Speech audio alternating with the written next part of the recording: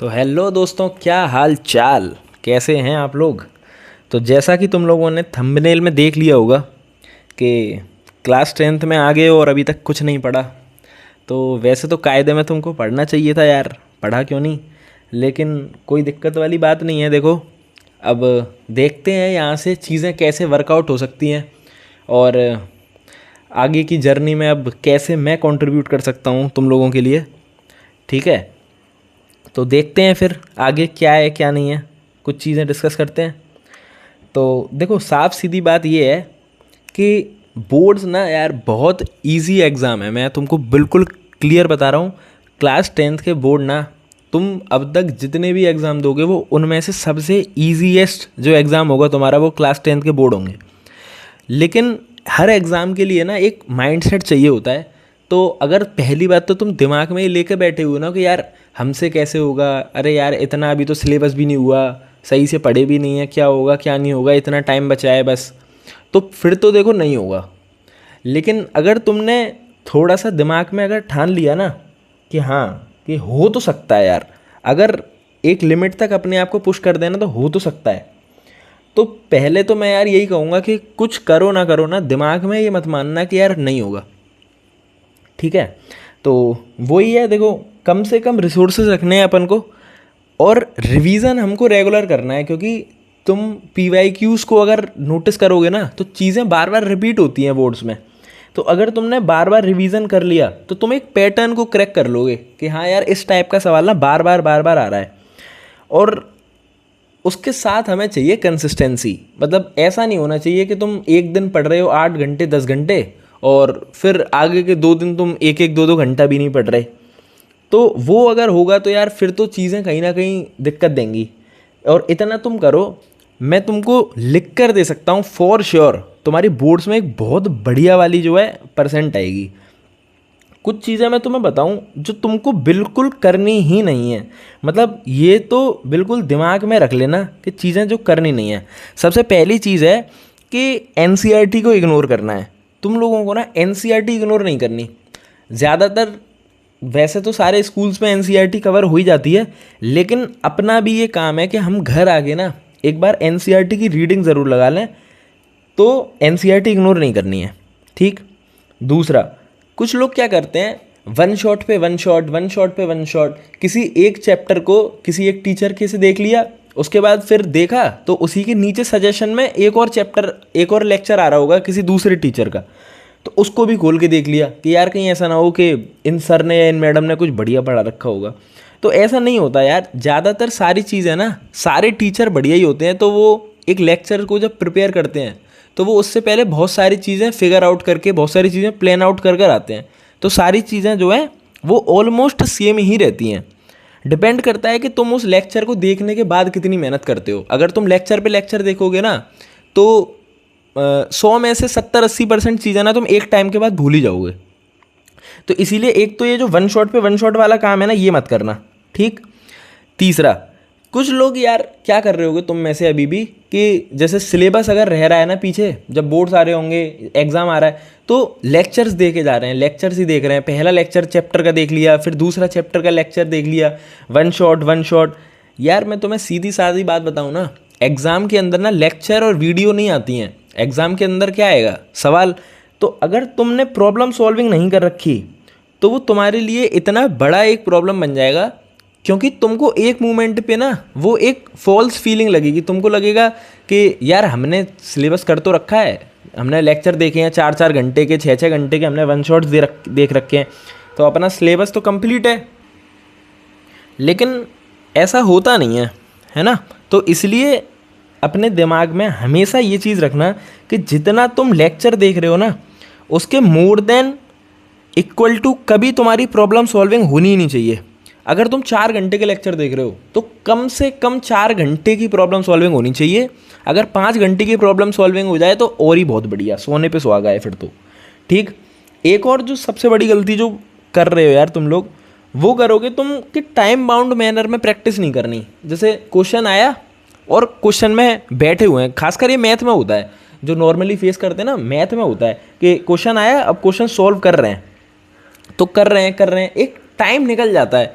लेकिन हम ये सोचते ही नहीं है कि यार जब हम घर पे ऐसे प्रैक्टिस करते हैं ना, ऐसा फ्री होके एकदम, तो फिर क्या होता है कि जब एग्ज़ाम हॉल में हम बैठते हैं तो अपना दिमाग तो यार वही सोचता है कि यार नहीं अभी आ रहा तो थोड़ी देर और सोचेंगे तो हिट कर जाएगा, शायद कोई सॉल्यूशन स्ट्राइक कर जाएगा। ऐसा नहीं होता।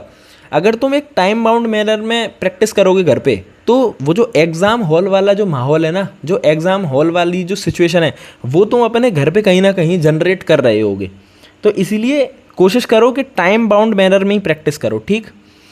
एक और सबसे बड़ी गलती, बुक्स या मटेरियल की दुकान लगा लेना कि तुम्हारे किसी दोस्त के पास एक्स किताब है, तुम्हारे किसी और दोस्त के पास वाई किताब है, तुम्हारे पास है एक अच्छी बुक है ना, लेकिन तुमको क्या लगाएगा ना, अपन यार देखो इंडियन माइंडसेट यही होता है, हमको क्या लगेगा यार उसकी जो किताब है ना, कहीं ऐसा ना हो उसमें कोई ज़्यादा चीज़ें हों, मतलब उसमें ज़्यादा कंटेंट हो, ऐसा ना हो कि उसको पढ़ के उसके ज़्यादा नंबर आ रहे हों। अच्छा तुम खुद सोच के बताओ, तुम जब दुकान पे जाते हो कोई सैम्पल पेपर खरीदने मान लो, या तुमको कोई एक बुक खरीदनी है, अब वो जो दुकान वाला है उसने तुमको 2 किताबें दे दी, ठीक है, एक थोड़ी सी पतली है और दूसरी रिलेटिवली मोटी है, उससे पेजेस, उसमें नंबर ऑफ पेजेस ज़्यादा हैं।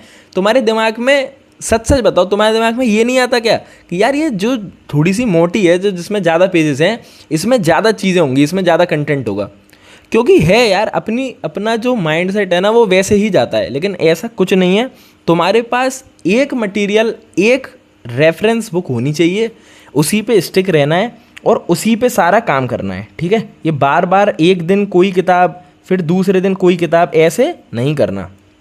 चलो तो भैया फिर यार ये गलतियां तो आपने इतनी दिक्कत तो गिना दी, अब फिर स्ट्रेटजी का क्या करें, क्या स्ट्रेटजी है, तो चलो वो भी बताता हूँ कि क्या स्ट्रेटजी हमको फॉलो करनी है, ठीक है। सब्जेक्ट बाय सब्जेक्ट स्ट्रेटजी बताऊँगा। पहले स्टार्ट करते हैं सोशल साइंस से, ठीक। सोशल साइंस के लिए देखो तुमको क्या करना है, सबसे पहले सिलेबस में उठाओ, अपना सारा सिलेबस देखो क्या सिलेबस है, कौन से चैप्टर हैं। चैप्टर उठाया, उस चैप्टर का सबसे पहले निपटा दो एक वन शॉट तुम किसी भी टीचर के देख सकते हो जो तुमको पसंद आ रहे हैं यूट्यूब पे, ठीक है, उनके देख लो, वन शॉट देखो। उसके बाद फिर तुमको जो एक चीज़ करनी है खुद से, वो करना है तुमको एनसीईआरटी पढ़नी है लाइन बाय लाइन, मतलब एक एक लाइन तुमको ना पढ़ी हुई होनी चाहिए। मतलब तुम्हारा ऐसा कुछ एनसीईआरटी में नहीं होना चाहिए जो तुम्हारी नज़रों के सामने से ना गुजरा हो। उसके बाद जो तुमको काम करना है वो करना है, तुम्हारी जो बैक एक्सरसाइज के जो क्वेश्चंस होते हैं ना, वो जो एनसीईआरटी के जो पीछे जो क्वेश्चंस दे रखे होते हैं वो तुमको तुरंत लगा लेने हैं, ठीक। अगला स्टेप, फिर तुमको लगाने हैं पीवाईक्यू। देखो पीवाईक्यू जो होता है ना, वो सबसे बढ़िया रिसोर्स होता है किसी भी एग्ज़ाम का जो लेवल है और जो उसका जो पेपर सेटर का जो एक दिमाग होता है ना, वो पता लगाने के लिए पीवाईक्यू सबसे बढ़िया रिसोर्स है। तो फिर तुमको लगाने हैं पीवाईक्यू। कैसे लगाने हैं ये मैं आगे बताऊंगा। लास्ट काम जो तुमको करना है, लास्ट, ठीक है, वो तुमको एक काम करना है कि तुमको बनाने हैं शॉर्ट और क्रिस्प नोट्स एकदम, समझ रहे हो। एक पेज लिया, सारी डेट्स वगैरह लिख ली हिस्ट्री की, ऐसे ही इकोनॉमिक्स का जो तुम चैप्टर पढ़ रहे हो, तो कोशिश करो कि एक पेज में या 2 पेज के अंदर उस पूरे चैप्टर को क्या कर दो, समराइज। उस पूरे चैप्टर की समरी तुम्हारे हाथ में होनी चाहिए। क्यों? क्योंकि जब तुम यार लास्ट टाइम पे होगे ना, जब तुम्हारा पेपर आने वाला होगा, या सोचो तुम्हारा जब बोर्ड्स ही चल रहे होंगे, तुम्हारा किसी एक सब्जेक्ट का पेपर हो गया, अब तुम्हारा 3 दिन का ब्रेक है और फिर तुम्हारा एसएसटी का पेपर है, तो उस टाइम पे ना तुम अपने वो मोटे मोटे नोट्स और बुक्स नहीं पढ़ पाओगे। उस टाइम पे तुम्हारे हाथ में होने चाहिए ऐसे मटेरियल, ऐसे नोट्स जिनको पढ़ के एक तो तुम्हें आए कॉन्फिडेंस कि यार ये 10-15 पेज पढ़ने हैं, एसएसटी का काम हो गया 35, ठीक है। तो एक इसी वजह से तुम्हारे पास क्या होना चाहिए, तुम्हारा खुद का शॉर्ट और क्रिस्प नोट्स वाला मटेरियल होना चाहिए। तो अगर नहीं कर रहे हो तो यार ये कर लो, एट द एंड देखना बहुत फ़ायदा देगा। चलो अगला सब्जेक्ट लेते हैं साइंस। अब साइंस के लिए क्या स्ट्रेटजी है, कुछ नहीं, देखो सेम चीज़ें हैं। सबसे पहले कोई भी चैप्टर उठाओ, उसका वन शॉट देखो, उस वन शॉट से उसको चैप्टर को कवर कर लो, उसकी जो एक बेसिक जो तुमको चीज़ें समझनी है वो सारी समझ लो। उसके बाद फिर तुम अगले स्टेप पे आओ।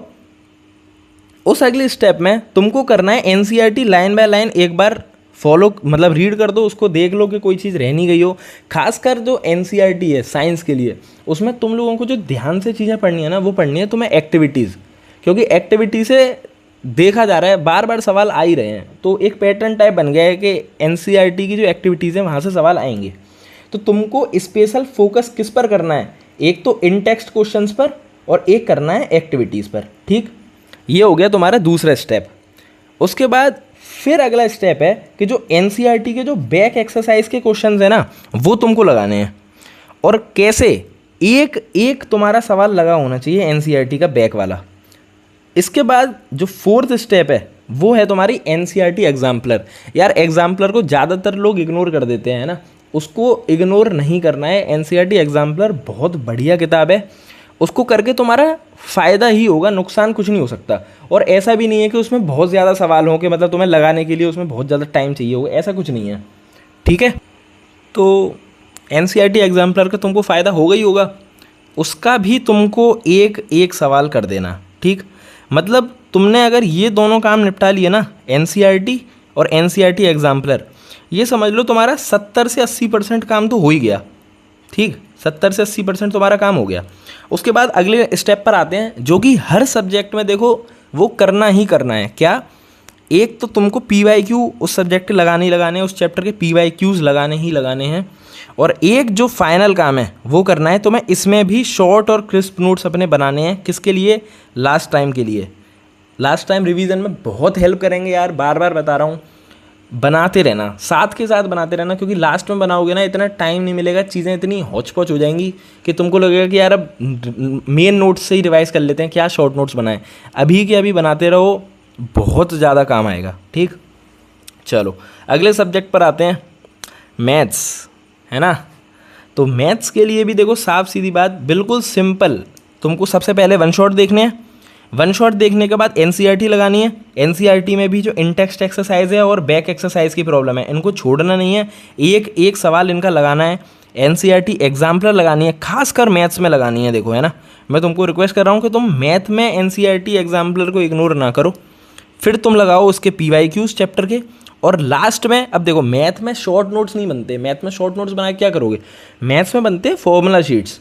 तो तुमने एक पेपर लिया, उस एक पेपर के ऊपर पूरे चैप्टर के जो वो की कॉन्सेप्ट हैं, जैसे तुम जब चैप्टर को पढ़ रहे होगे तो तुमको भी बताया कि यार ये ना मेरी एक ऐसी जगह है जहाँ पे मेरे को दिक्कत आती है सवाल लगाते टाइम, या फिर मैं इस फॉर्मूले को बार बार भूल रहा हूँ। वो फॉर्मूला तुम्हारा उस तुम्हारी जो शीट है, जो 1-2 पेजों के जो नोट्स बनने उसमें होना ही होना चाहिए। ये काम तुम कर लो, मैथ्स तुम्हारी ईजीली हो जाएगी, ईजीली। ठीक है, तो चलो, अब तुम लोग यार सोच रहे होगे कि यार इतने देर से जो भैया है यार इतनी प्रॉब्लम बता रहे हैं कि ये कर लो, वो कर लो, ये करना है, ये मत करना, वो मत करना, तो इनका कुछ ना कुछ सॉल्यूशन भी होगा, है ना। तो तुम्हारे लिए यार देखो सॉल्यूशन लेकर आया हूँ, डिस्कस करता हूँ और ये बताता हूँ कि मेरी साइड से जो प्रोमिसेस हैं वो क्या हो सकते हैं। मैं अपनी साइड के प्रोमिस बताता हूँ। ठीक, अब ध्यान से सुनो। सबसे पहला प्रॉमिस मेरा कि मैं तुम लोगों को प्रोवाइड करने वाला हूँ क्यूआर कोड नहीं दूंगा यार। क्यूआर का मतलब है क्विक रिवीजन सीरीज़। ठीक है, यानी कि वन शॉट आएगा एक चैप्टर का, एक उस पूरे वन शॉट में इतना इंटेंसिवली मैंने चीज़ों को कवर किया है कि उसके अलावा शायद ही है कि कोई चीज़ तुम्हारी रह रही हो। ठीक है, उसके साथ मैंने नोट्स बिल्कुल प्रोवाइड करे हैं, मैंने नोट्स बनवाए हैं डिजिटल अच्छे, ताकि तुम्हारे लिए भी एक बढ़िया काम रहे। नोट्स बिल्कुल डाउनलोडेबल फॉर्मेट में रहेंगे, वीडियो के जस्ट नीचे नोट्स मिल जाएंगे या फिर टेलीग्राम चैनल पे नोट्स मिल जाएंगे। कोई सिंगल पेनी भी तुमसे नोट्स का चार्ज नहीं होगा, बिल्कुल फ्री और एकदम क्वालिटी कंटेंट वाले नोट्स होंगे। ठीक, उसके अलावा मैं क्या कर सकता था, उसके अलावा मैंने तुम लोगों के लिए बनवाई हैं DPPs और शीट्स। ठीक है, जो कि एक्सपर्ट्स ने बनाई हैं। एक एक क्वेश्चन उसमें बहुत सोच समझ कर डाला गया है, और ऐसा भी नहीं है कि यार एक शीट हो उसी में सारा दुनिया भर का सवाल दे रखा हो, क्योंकि तुम खुद सोच के देखो, एक शीट होगी उसमें 50, 60, 100 सवाल होंगे, तुम लोगों को क्या, मेरा भी मन नहीं करेगा उस शीट को सॉल्व करने का। इसलिए मैंने शीट में खासकर कोशिश करी है। और देखो सारी की सारी जितनी भी शीट्स हैं वो अलग अलग होंगी, यानी एक शीट होगी जिसमें तुम्हारे वेरी शॉर्ट और शॉर्ट टाइप के क्वेश्चन होंगे, एक शीट होगी जिसमें तुम्हारे MCQs टाइप के क्वेश्चन होंगे, एक होगी जिसमें लॉन्ग और वेरी लॉन्ग टाइप के होंगे, और एक होगी जो कॉम्पिटेंसी बेस्ड टाइप जो आ रहा है अभी बोर्ड्स में। ठीक है, सारी शीट्स अलग अलग होंगी, सब में अलग अलग सवाल होंगे। ठीक है, कम कम सवाल होंगे, छोटी छोटी शीट होंगी, मस्त लगाओ, नंबर पाओ, कॉन्सेप्ट साफ। नोट देखो क्या लिख रखा है मैंने, साफ बात है भाई, ये जो शीट्स है ना, इसमें तुम्हारा हर तरफ से फ़ायदा हो रहा है। क्यों? क्योंकि इस शीट में मैं कवर करूँगा PYQs और एग्जाम्पलर क्वेश्चंस भी। जो मैंने ऊपर तुम्हें बताया था कि PYQs भी लगाने हैं और एग्जाम्पलर के क्वेश्चंस भी लगाने हैं, तो इस शीट के अंदर मैंने सारे के सारे अच्छे और जो होने चाहिए थे क्वेश्चन, वो मैंने सारे इसमें इंक्लूड कर रखे हैं। तो कुल मिला के तुम्हारे लिए वन स्टॉप सॉल्यूशन बन जाएंगी ये शीट्स, अगर तुमने इनको लगा डाला तो लाइव जिंगा लाला। ठीक है, अब तुम लोग कह रहे होगे कि यार क्या बातें चल रही हैं, क्या चल रहा है यार, समझ में नहीं आ रहा माँ, मुझे कुछ दिखाई नहीं दे रहा माँ। तो अब देखो, तुमको दिखा भी देते हैं एक बार।